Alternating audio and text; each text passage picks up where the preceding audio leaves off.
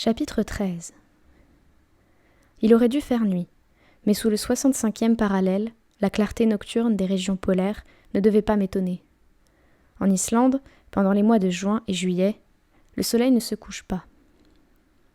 Néanmoins, la température s'était abaissée. J'avais froid et surtout faim. Bienvenu fut le boer qui s'ouvrit hospitalièrement pour nous recevoir. C'était la maison d'un paysan, mais en fait d'hospitalité, elle valait celle d'un roi. À notre arrivée, le maître vint nous tendre la main, et sans plus de cérémonie, il nous fit signe de le suivre. Le suivre en effet, car l'accompagner eût été impossible. Un passage long, étroit, obscur, donnait accès dans cette habitation construite en poutres à peine équarries et permettait d'arriver à chacune des chambres. Celle-ci était au nombre de 4. La cuisine, l'atelier de tissage, la badstofa, chambre à coucher de la famille, et la meilleure entre toutes, la chambre des étrangers. Mon oncle, à la taille duquel on n'avait pas songé en bâtissant la maison, ne manqua pas de donner 3 ou 4 fois de la tête contre les saillies du plafond. On nous introduisit dans notre chambre, sorte de grande salle avec un sol de terre battue et éclairée d'une fenêtre dont les vitres étaient faites de membranes de mouton assez peu transparentes. La literie se composait de fourrages secs, jetés dans 2 cadres de bois peints en rouge et ornés de sentences islandaises. Je ne m'attendais pas à ce confortable. Seulement, il régnait dans cette maison une forte odeur de poisson sec, de viande macérée et de lait aigre dont mon odorat se trouvait assez mal. Lorsque nous eûmes mis de côté notre harnachement de voyageurs, la voix de l'hôte se fit entendre, qui nous conviait à passer dans la cuisine, seule pièce où l'on fit du feu, même par les plus grands froids. Mon oncle se hâta d'obéir à cette amicale injonction. Je le suivis. La cheminée de la cuisine était d'un modèle antique. Au milieu de la chambre, une pierre pour tout foyer. Au toit, un trou par lequel s'échappait la fumée. Cette cuisine servait aussi de salle à manger. À notre entrée, l'hôte, comme s'il ne nous avait pas encore vus, nous salua du mot « Sæl vertu » qui signifie « Soyez heureux », et il vint nous baiser sur la joue. Sa femme, après lui, prononça les mêmes paroles, accompagnées du même cérémonial. Puis les 2 époux, plaçant la main droite sur leur cœur, s'inclinèrent profondément. Je me hâte de dire que l'Islandaise était mère de 19 enfants, tous grands et petits, grouillant pêle-mêle au milieu des volutes de fumée dont le foyer remplissait la chambre. À chaque instant, j'apercevais une petite tête blonde et un peu mélancolique sortir de ce brouillard. On eût dit une guirlande d'anges insuffisamment débarbouillée. Mon oncle et moi, nous fîmes très bon accueil à cette couvée. Bientôt, il y eut 3 ou 4 de ces marmots sur nos épaules, autant sur nos genoux et le reste entre nos jambes. Ceux qui parlaient répétaient « Sæl vertu » dans tous les tons imaginables. Ceux qui ne parlaient pas n'en criaient que mieux. Ce concert fut interrompu par l'annonce du repas. En ce moment rentra le chasseur, qui venait de pourvoir à la nourriture des chevaux, c'est-à-dire qu'il les avait économiquement lâchés à travers champs. Les pauvres bêtes devaient se contenter de brouter la mousse rare des rochers, quelques fucus peu nourrissants, et le lendemain elles ne manqueraient pas de venir d'elles-mêmes reprendre le travail de la veille. « Sæl vertu » fit Hans. Puis tranquillement, automatiquement, sans qu'un baiser fût plus accentué que l'autre, il embrassa l'hôte, l'hôtesse et leurs 19 enfants. La cérémonie terminée, on se mit à table, au nombre de 24, et par conséquent les uns sur les autres, dans le véritable sens de l'expression. Les plus favorisés n'avaient que 2 marmots sur les genoux. Cependant, le silence se fit dans ce petit monde à l'arrivée de la soupe, et la taciturnité naturelle, même aux gamins islandais, reprit son empire. L'hôte nous servit une soupe au lichen et point désagréable, puis une énorme portion de poisson sec nageant dans du beurre aigri depuis 20 ans, et par conséquent bien préférable au beurre frais, d'après les idées gastronomiques de l'Islande. Il y avait avec cela du skyr, sorte de lait caillé, accompagné de biscuits et relevé par du jus de baie de genièvre. Enfin, pour boisson, du petit lait mêlé d'eau, nommé blanda dans le pays. Si cette singulière nourriture était bonne ou non, c'est ce dont je ne pus juger. J'avais faim, et au dessert, j'avalai jusqu'à la dernière bouchée une épaisse bouillie de sarrasin. Le repas terminé, les enfants disparurent. Les grandes personnes entourèrent le foyer où brûlait de la tourbe, des bruyères, du fumier de vache et des os de poisson desséchés. Puis, après cette prise de chaleur, les divers groupes regagnèrent leurs chambres respectives. L'hôtesse offrit de nous retirer, suivant la coutume, nos bas et nos pantalons. Mais sur un refus des plus gracieux de notre part, elle n'insista pas, et je pus enfin me blottir dans ma couche de fourrage. Le lendemain, à 5 heures, nous faisions nos adieux aux paysans islandais. Mon oncle eut beaucoup de peine à lui faire accepter une rémunération convenable, et Hans donna le signal du départ. À 100 pas de Gardar, le terrain commença à changer d'aspect. Le sol devint marécageux et moins favorable à la marche. Sur la droite, la série des montagnes se prolongeait indéfiniment comme un immense système de fortification naturelle dont nous suivions la contrescarpe. Souvent des ruisseaux se présentaient à franchir qu'il fallait nécessairement passer à gué et sans trop mouiller les bagages. Le désert se faisait de plus en plus profond. Quelquefois, cependant, une ombre humaine semblait fuir au loin.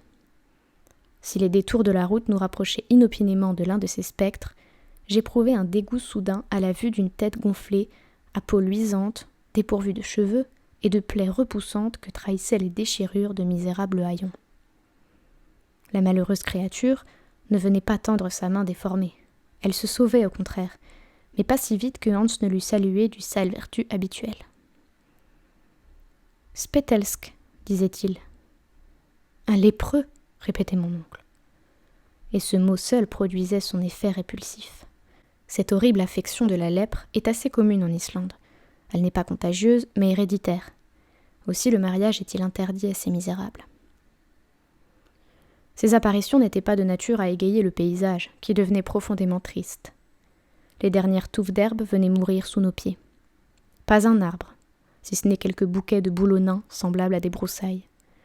Pas un animal, sinon quelques chevaux, de ceux que leur maître ne pouvait nourrir et qui erraient sur les mornes plaines.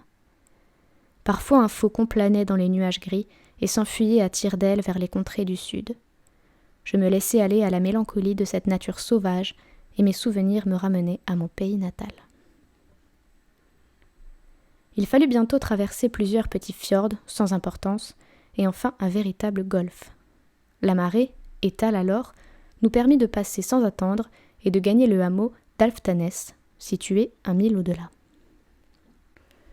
Le soir, après avoir coupé à gué 2 rivières, riches en truites et en brochets, l'Alpha et l'Eta, nous fûmes obligés de passer la nuit dans une masure abandonnée, digne d'être hantée par tous les lutins de la mythologie scandinave.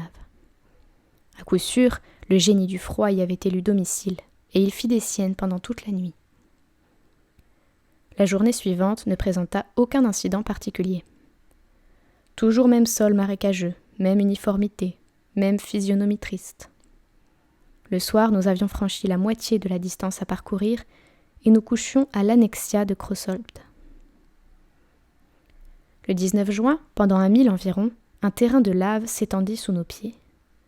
Cette disposition du sol est appelée raun dans le pays. La lave ridée à la surface affectait des formes de câbles, tantôt allongés, tantôt roulés sur eux-mêmes. Une immense coulée descendait des montagnes voisines, volcan actuellement éteint, mais dont ces débris attestaient la violence passée. Cependant, quelques fumées de sources chaudes rampaient çà et là. Le temps nous manquait pour observer ces phénomènes. Il fallait marcher. Bientôt, le sol marécageux reparut sous le pied de nos montures. De petits lacs l'entrecoupaient. Notre direction était alors à l'ouest. Nous avions en effet tourné la grande baie de Faxa et la double cime blanche du Sneffels se dressait dans les nuages à moins de 5000. Les chevaux marchaient bien. Les difficultés du sol ne les arrêtaient pas. Pour mon compte, je commençais à devenir très fatigué. Mon oncle demeurait ferme et droit, comme au premier jour. Je ne pouvais m'empêcher de l'admirer à l'égal du chasseur, qui regardait cette expédition comme une simple promenade. Le samedi 20 juin, à 6 heures du soir, nous atteignions Budir, bourgade située sur le bord de la mer, et le guide réclamait sa paye convenue. Mon oncle régla avec lui. Ce fut la famille même de Hans, c'est-à-dire ses oncles et cousins germains, qui nous offrit l'hospitalité. Nous fûmes bien reçus, et sans abuser des bontés de ces braves gens, je me serais volontiers refait chez eux des fatigues du voyage. Mais mon oncle, qui n'avait rien à refaire, ne l'entendait pas ainsi, et le lendemain, il fallut enfourcher de nouveau nos bonnes bêtes.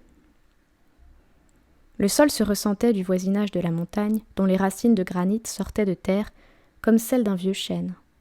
Nous contournions l'immense base du volcan. Le professeur ne le perdait pas des yeux. Il gesticulait, il semblait le prendre au défi et dire « Voilà donc le géant que je vais dompter ». Enfin, après 24 heures de marche, les chevaux s'arrêtèrent d'eux-mêmes à la porte du presbytère de Stapi. Chapitre 14. Stapi est une bourgade formée d'une trentaine de huttes et bâtie en pleine lave sous les rayons du soleil réfléchis par le volcan. Elle s'étend au fond d'un petit fjord encaissé dans une muraille du plus étrange effet. On sait que le basalte est une roche brune d'origine ignée. Elle affecte des formes régulières qui surprennent par leur disposition. Ici, la nature procède géométriquement et travaille à la manière humaine, comme si elle eût manié l'équerre, le compas et le fil à plomb. Si partout ailleurs elle fait de l'art avec ses grandes masses jetées sans ordre, ses cônes à peine ébauchés, ses pyramides imparfaites, avec la bizarre succession de ses lignes, ici, voulant donner l'exemple de la régularité, et précédant les architectes des premiers âges, elle a créé un ordre sévère, que ni les splendeurs de Babylone, ni les merveilles de la Grèce n'ont jamais dépassé. J'avais bien entendu parler de la chaussée des géants en Irlande, et de la grotte de Fingal dans l'une des Hébrides, mais le spectacle d'une substruction basaltique ne s'était pas encore offert à mes regards. Or, à Stapi, ce phénomène apparaissait dans toute sa beauté. La muraille du fjord, comme toute la côte de la presqu'île, se composait d'une suite de colonnes verticales, hautes de 30 pieds. Ces fûts droits et d'une proportion pure supportaient une archivolte faite de colonnes horizontales dont le surplombement formait demi-voûte au-dessus de la mer. À de certains intervalles, et sous cet impluvium naturel, l'œil surprenait des ouvertures ogivales d'un dessin admirable, à travers lesquelles les flots du large venaient se précipiter en écumant. Quelques tronçons de basalte, arrachés par les fureurs de l'océan, s'allongeaient sur le sol comme les débris d'un temple antique, ruines éternellement jeunes sur lesquelles passaient les siècles sans les entamer. Telle était la dernière étape de notre voyage terrestre. Hans nous y avait conduits avec intelligence, et je me rassurais un peu en songeant qu'il devait nous accompagner encore. En arrivant à la porte de la maison du recteur, simple cabane basse, ni plus belle ni plus confortable que ses voisines, je vis un homme en train de ferrer un cheval, le marteau à la main, et le tablier de cuir au rein. « Sale vertu, lui dit le chasseur. « God dag, répondit le maréchal Ferrand en parfait danois. « Kirkoherde, fit Hans en se retournant vers mon oncle. « Le recteur, répéta ce dernier. Il paraît, Axel, que ce brave homme est le recteur. » Pendant ce temps, le guide mettait le Kirkoherde au courant de la situation. Celui-ci, suspendant son travail, poussa une sorte de cri, en usage sans doute entre chevaux et maquignons, et aussitôt une grande mégère sortit de la cabane. Si elle ne mesurait pas 6 pieds de haut, il ne s'en fallait guère. Je craignais qu'elle ne vînt offrir aux voyageurs le baiser islandais, mais il n'en fut rien, et même elle mit assez peu de bonne grâce à nous introduire dans sa maison. La chambre des étrangers me parut être la plus mauvaise du presbytère, étroite, sale et infecte. Il fallut s'en contenter. Le recteur ne semblait pas pratiquer l'hospitalité antique, loin de là. Avant la fin du jour, je vis que nous avions affaire à un forgeron, à un pêcheur, à un chasseur, à un charpentier, et pas du tout à un ministre du Seigneur. Nous étions en semaine, il est vrai. Peut-être se rattrapait-il le dimanche. Je ne veux pas dire du mal de ces pauvres prêtres, qui après tout sont fort misérables. Ils reçoivent du gouvernement danois un traitement ridicule et perçoivent le quart de la dîme de leur paroisse, ce qui ne fait pas une somme de 60 marks courants. De là nécessité de travailler pour vivre. Mais à pêcher, à chasser, à ferrer des chevaux, on finit par prendre les manières, le ton et les mœurs des chasseurs, des pêcheurs et autres gens un peu rudes. Le soir même, je m'aperçus que notre hôte ne comptait pas la sobriété au nombre de ses vertus. Mon oncle comprit vite à quel genre d'homme il avait affaire. Au lieu d'un brave et digne savant, il trouvait un paysan lourd et grossier. Il résolut donc de commencer au plus tôt sa grande expédition et de quitter cette cure peu hospitalière. il ne regardait pas à ses fatigues et résolut d'aller passer quelques jours dans la montagne. Les préparatifs de départ furent donc faits dès le lendemain de notre arrivée à Stapi. Hans loua les services de 3 Islandais pour remplacer les chevaux dans le transport des bagages. Mais une fois arrivés au fond du cratère, ces indigènes devaient rebrousser chemin et nous abandonner à nous-mêmes. Ce point fut parfaitement arrêté. À cette occasion, mon oncle dut apprendre aux chasseurs que son intention était de poursuivre la reconnaissance du volcan jusqu'à ses dernières limites. Hans se contenta d'incliner la tête. Aller là ou ailleurs, s'enfoncer dans les entrailles de son île ou la parcourir, il n'y voyait aucune différence. Quant à moi, distrait jusqu'alors par les incidents du voyage, j'avais un peu oublié l'avenir, mais maintenant je sentais l'émotion me reprendre de plus belle. Qu'y faire ? Si j'avais pu tenter de résister au professeur Lidenbrock, c'était à Hambourg, et non au pied du Sneffels. Une idée entre toutes me tracassait fort, idée effrayante et faite pour ébranler des nerfs moins sensibles que les miens. Voyons, me disais-je, nous allons gravir le Sneffels. Bien. Nous allons visiter son cratère. Bon. D'autres l'ont fait, qui n'en sont pas morts. Mais ce n'est pas tout. S'il se présente un chemin pour descendre dans les entrailles du sol, si ce malencontreux Saknussemm a dit vrai, nous allons nous perdre au milieu des galeries souterraines du volcan. Or, rien n'affirme que le Sneffels se soit éteint. Qui prouve qu'une éruption ne se prépare pas ? De ce que le monstre dort depuis 1229, s'ensuit-il qu'il ne puisse se réveiller ? Et s'il se réveille, qu'est-ce que nous deviendrions ? Cela demandait la peine d'y réfléchir, et j'y réfléchissais. Je ne pouvais dormir sans rêver d'éruption. Or, le rôle de scorie me paraissait assez brutal à jouer. Enfin, je n'y tins plus. Je résolus de soumettre le cas à mon oncle, le plus adroitement possible, et sous la forme d'une hypothèse parfaitement irréalisable. J'allais le trouver. Je lui fis part de mes craintes, et je me reculai pour le laisser éclater à son aise. « J'y pensais, » répondit-il simplement. Que signifiaient ces paroles ? Allait-il donc entendre la voix de la raison ? Songeait-il à suspendre ses projets ? C'était trop beau pour être possible. Après quelques instants de silence, pendant lesquels je n'osais l'interroger, il reprit en disant « J'y pensais. Depuis notre arrivée à Stapi, je me suis préoccupé de la grave question que tu viens de me soumettre, car il ne faut pas agir en imprudent. »« Non, » répondis-je avec force. « Il y a 600 ans que le Sneffels est muet, mais il peut parler. Or, les éruptions sont toujours précédées de phénomènes parfaitement connus. J'ai donc interrogé les habitants du pays, j'ai étudié le sol, et je puis te le dire, Axel, il n'y aura pas d'éruption. » À cette affirmation, je restai stupéfait, et je ne pus répliquer. « Tu doutes de mes paroles ? » dit mon oncle. « Eh bien, suis-moi. » J'obéis machinalement. En sortant du presbytère, le professeur prit un chemin direct qui, par une ouverture de la muraille basaltique, s'éloignait de la mer. Bientôt nous étions en rase campagne, si l'on peut donner ce nom à un amoncellement immense de déjections volcaniques. Le pays paraissait comme écrasé sous une pluie de pierres énormes, de trappes, de basalte, de granit et de toutes les roches pyroxéniques. Je voyais çà et là des fumerolles monter dans les airs. Ces vapeurs blanches, nommées reykir en langue islandaise, venaient des sources thermales, et elles indiquaient par leur violence l'activité volcanique du sol. Cela me paraissait justifier mes craintes. Aussi je tombai de haut, comme mon oncle me dit. « Tu vois toutes ces fumées, Axel ? Eh bien, elles prouvent que nous n'avons rien à redouter des fureurs du volcan. »« Par exemple, m'écriai-je. »« Retiens bien ceci, reprit le professeur. Aux approches d'une éruption, ces fumerolles redoublent d'activité pour disparaître complètement pendant la durée du phénomène, car les fluides élastiques, n'ayant plus la tension nécessaire, prennent le chemin des cratères au lieu de s'échapper à travers les fissures du globe. Si donc ces vapeurs se maintiennent dans leur état habituel, si leur énergie ne s'accroît pas, si tu ajoutes à cette observation que le vent, la pluie ne sont pas remplacés par un air lourd et calme, tu peux affirmer qu'il n'y aura pas d'éruption prochaine. Mais assez. Quand la science a prononcé, il n'y a plus qu'à se taire. Je revins à la cure, l'oreille basse.